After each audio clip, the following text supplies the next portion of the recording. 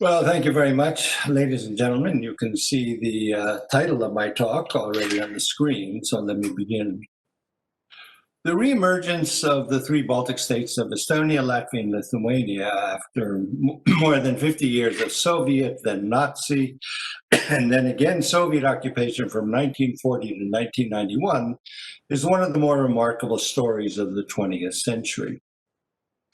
Perhaps rivaled only by the reemergence of Poland in 1918 after its partition in the 1780s. It was not an awaited reemergence. Indeed, while Western Europe rejoiced that Poland, Hungary, and Czechoslovakia returning to the field, or the Western fold, for the most part, Western Europe continued to view these countries as FSU, or former Soviet republics. I shan't go into it here, but take it from me, throughout the 1990s, it was a constant battle to be taken seriously, and when taken together with the West's love of Russia, we were consistently viewed as an unnecessary impediment to Ostpolitik. One gets a better idea of the problems we faced looking at this chart from the Cambridge Economic History of Europe. This is European GDP per capita, the most important line is 1938. And as you can see, Europe looked much different then. Latvia was ahead of Estonia, which in turn was wealthier than Finland. Lithuania, alas, is not on this chart. I could do nothing about that, but that's the chart I found. But it is also noteworthy to look at where, for example, Ireland was back then. Meanwhile, as we can see from 1992, the first full year of independence, all this has changed. I only include Estonia here, but all three countries were basically at the same level then, and in comparison, also the figures for Finland and Ireland, the latter, as I mentioned, being especially poor in 1938. So you can see a huge difference, and this is basically what communism did to our three countries. The point here is that investment in development matters, an issue I shall come back to at the end of my talk. Under Soviet rule, the only serious investment was in the areas that had military utility. Housing stock was built shoddily. Roads, unless they were for military use, were as well. Estonia, for example, had a ridiculously high number of hospitals and hospital beds on its west coast because this was where Soviet troops would be treated in case of a military conflict with the West. Now, during the Cold War, the West, too, spent more on defense, but as democracies, they also had to ensure that citizens were happy and their economies functioned. And so they invested in what people liked and in making their economies better. As a result, the Baltic states, as democracies, have had to put a large percentage of government resources in areas where for 50 years Western Europe had invested in consistently, making the task of catching up much more difficult. Nonetheless, the Baltic states did take off with huge growth spurts, and we are considerably better off today than 30 years ago. And here are the figures for 2019. So here are the figures for 2019 for purchasing power parity. But nonetheless, we are faced with Zeno's paradox, where the tortoise, starting off earlier, will always remain ahead of the fleet-footed Achilles. For as we developed since 1991, so too did the countries that in 1991 were a good deal ahead of us. And indeed, if we have considerably narrowed the gap between Finland and us, Finland is broadly 20 to 25% ahead of us instead of 800%. Ireland has leapt to 2 to 2.5 times our gross national product per capita.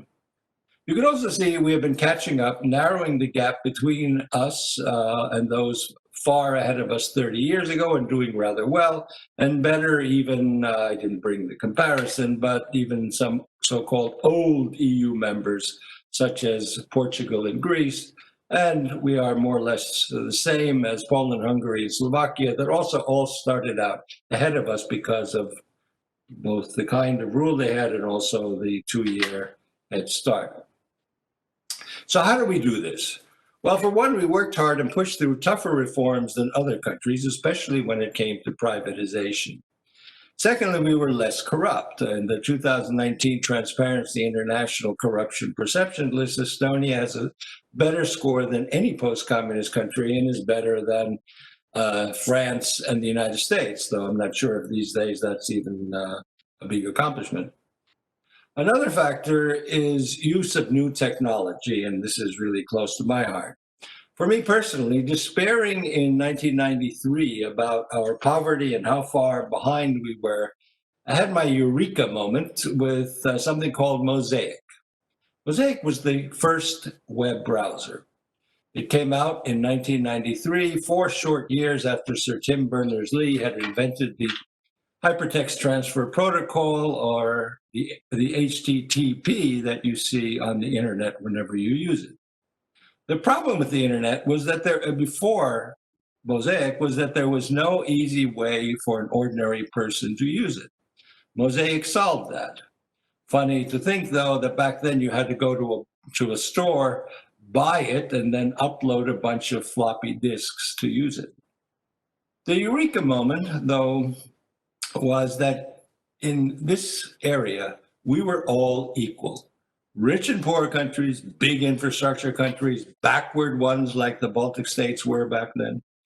Tech was an area where all countries were starting from the same point, from a level playing field, which is why I began to push for digitization in of my country, something that the government actually took on board, which I'm very happy for. It took a while, as all transformations do, but by the mid-2000s, Estonia was ranked highest in digitization of public and government services in Europe and indeed the world. In 2019, we were still number one, with Latvia and Lithuania close behind in 5th and 6th place in Europe, as you can see from here. We're all more or less at the same level, frankly. These are the EU Digital Economy and Society Index, or DESI, ratings from 2019 on digitization of government. Digitization has been one of the primary motors of our success, something we and the rest of the EU and the world seem not to have paid enough attention to. But as pleasing as these results may be, technology doesn't stop. We need to do more, far more. First and foremost, to guarantee a decent digital future, we need to pay far more attention to education of our young people in IT skills. If we don't do this, we will not innovate. We will only buy other, better educated countries' products. On the advanced IT skills, Estonia, according to the EU DESI assessment, is doing pretty well. But if Latvia and Lithuania wish to maintain the current lead, they will have to do much more. And so here we can see where Europe is on advanced ICT skills. Now, to continue, one area where all three Baltic countries are lagging, and it makes me worry, is in the private sector use of IT. We seem to be resting on our laurels when it comes to public sector digitization, but our businesses are stuck in the paper era. Companies, though I don't include Sorainen here, simply are not using the latest tools. They're not investing in keeping abreast of new technologies. When it comes to digitization of the private sector and in development of e-commerce and cross-border e-commerce, we have a lot of work to do if we want our economies to remain competitive. Lithuania is doing okay in e-commerce, in 6th place. Here you can see this. Estonia is kind of middling at 14th place, just above the EU average. And Latvia, if you look at it, really needs to pick up its game, being 5th from the bottom. As we might expect, the picture is more or less the same in cross-border e-commerce, which you can see immediately. What the lesson from this is, the Baltic states need to up their game. It is clear that with primarily small and medium enterprises or SMEs with little in the way of heavy industry, but with an educated and technically advanced labor force, we need to focus on our strengths. This is the Mittelstand, these small enterprises that actually form the backbone of Germany's and Finland, Sweden's, Denmark's, and the Netherlands' success. The world, ladies and gentlemen, is going digital. It is inevitable, and we need to focus on our digital infrastructure, which does not only mean broadband, where we are doing okay, but on converting our economies to being digitally based. Just as in the 1930s, Nazi Germany, and then the US and France, and Germany a second time in the 1950s, when what was most important was road infrastructure in order to connect their countries and to be economically ahead of the game. And this is why they invested in the critical infrastructure of that era. But that was 60 years ago. Today, China is doing the same as the developed West did in the 1950s, but also investing in IT infrastructure to a degree that no one else is, neither the US nor Europe. So my concern is twofold. Europe as a whole is sluggish and slow, in this regard at least. I don't even know what is entailed in the new EU program on digitization announced by EU Commission President von der Leyen last week. But Europe is falling behind, and badly, falling behind China, falling behind the United States, at least in the private sector. Again, if we use the money that is available to assist friends of the government, as seems to be happening, at least in my country, and not on developing our digital capabilities in the public sector, in the private sector, in education, and in research and development, our success that we enjoy today may turn out to be short-lived. And meanwhile, the Baltic countries are resting on their laurels. Yes, we are more advanced in some areas than the rest of Europe, but we are losing this edge. In some cases, such as Estonia, there have really been no new initiatives since 2015, 2016, with the rollout then of the e-residency program. Yes, the prime minister can go around, show an ID card and say Estonia is a digital country. But 4 5 years is an eternity in the tech world, and we have seen very little advancement. A fundamental problem now already for years has been underinvestment in R&D, research and development, on the part of both governments and the private sector in our countries. The following slide shows investment percentages for the EU, the OECD, Latvia, and Lithuania. I could not get the three countries on a graph, but just so you can figure out where you are, basically Lithuania in all places lies halfway in between Estonia and Latvia. So that's the range that we are dealing with. Estonia in 2018 spent 1.4% of GDP on R&D, Lithuania 0.94%, and Latvia 0.64%. The top EU countries are Sweden at 3.3%, Germany at 3.1%, and Denmark at 3.03%. The blue line you see is the EU average, and we are all below that. The black line is the OECD average, which is higher than the EU, primarily thanks to both R&D investment by the US and Japan and Korea, the countries that are moving much more quickly than we are, it seems. Clearly, we are going to have a rough time competing in the world if this continues, if we do not invest more in R&D, if we do not get our private sector to digitize their operations.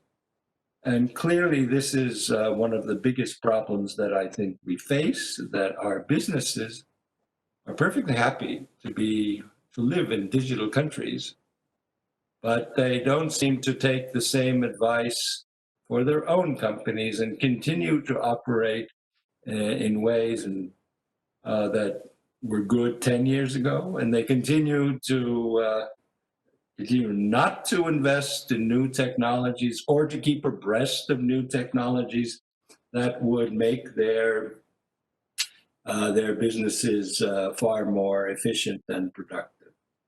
So on that note, I'll finish, and I guess you can ask me your questions, but I wanted to bring this message to you that you would understand where we are in relation to the rest of Europe with our economies and with our level of technological development.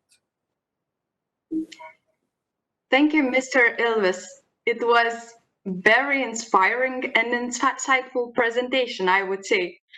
And I can already see that we have a couple of questions, so I hope that you can answer them. So let me start with the first one, which is actually coming from Lithuania. For the last 2 decades, we have been admiring Estonia for leading the Baltic states in terms of technology, innovation, and global visibility. But now there is a feeling that Lithuania is starting to catch up. Does it look realistic to you that Lithuania will catch up with Estonia in technology, innovation, and GDP per capita? Well, in GDP per capita, you already are ahead of Estonia. That was the slide that I showed before, which shows where we are today. How do I get this up there? Yeah. I showed this. There it is. See, Lithuania in 2019 was ahead of Estonia. So this is not a problem, you know, folks. I mean, you don't have to worry about it. But what I do worry about in the case of Lithuania is the lack of ICT skills that is in the DESI report. I mean, you can look it up. If you look up the EU Digital Economic and Society Index, and you can look at all these and many more figures and very detailed figures. I just took out what I thought were the relevant ones. So, but yes, I mean, and I do know that Lithuania, when it comes to fintech, is actually far ahead of Estonia and one of the leaders these days in Europe. So, I mean, I like the concept of competition, and I wish you lots of luck. Yeah, actually, thank you so much. And also, you mentioned fintech, so I would like to read one more question for you about the fintech. So, Baltic countries are putting a lot of efforts to be recognized in fintech field. What is your opinion? Are we on the right path to become the leaders in fintech and innovation? And what obstacles do we face? Well, I mean, all I know is that Lithuania is doing well. I'm not sure what the obstacles to that are, other than what are always I mean, there are two obstacles basically when it comes to IT in startups in Europe. One of them is the lack of enough smart people in tech. Which Estonia has faced for a long time, and that we have been solving by bringing people into the country. And that is, and now that's kind of under pressure, under threat from the current government that tends to be anti-foreigner. As long as you are open to others coming in, you should not have a problem. The second problem that affects everyone in Europe is the absence of genuine private equity. This is a fundamental problem that has faced Europe for decades. In the United States, and this is a true story, if you were someone who, I mean, let's put it this way. If someone who said he doesn't believe in bathing, doesn't cut his hair, and walks into Deutsche Bank or SEB Bank and says, Hi, I have this project in my garage. It's a personal computer. I just don't know whether to call it an orange or an apple yet. You will be thrown out of that bank within a minute. On the other hand, with private equity, Steve Jobs went to private equity, got the money, and started Apple. And this remains a problem for us throughout Europe. We have now much more investment going on. There are various Baltic funds that are set up, which makes it a little easier, though of course they are not as large as the huge ones that you'll find on Sand Hill Road in Palo Alto or Menlo Park. But in any case, those are the tasks that confront us right now, and I hope that that will improve. Okay, thank you so much. I can see that Aku Sorainen has also a question. So maybe Aku, you would like to ask it by yourself. Yes. Thank you. Thank you, Laura.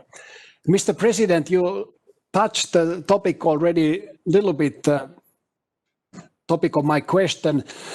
I had in mind to ask you that what impact of emigration and immigration has on the digital success of the Baltic countries? Are we seeing more IT experts nowadays moving into or moving out of our countries? Well, I only know the immigration figures for Estonia, where for the past 5 years, we have been at more or less zero, meaning balance between people moving out and people moving in.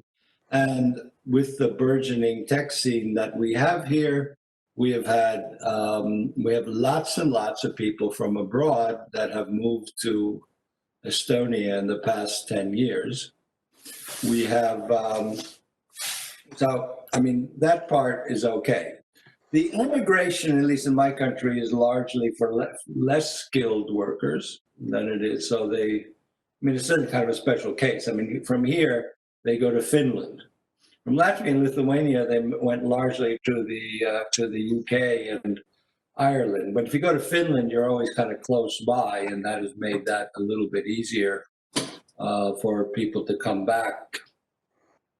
And that has to do with the linguistic affinity between Estonian and Finnish, which of course you know well. But right now, I mean, all I know is that the statistics for Estonia are okay. My worry is that the government's kind of xenophobic attitude, government's xenophobic attitude is going to slow down foreigners coming to Estonia. They've made it more difficult for students to study here.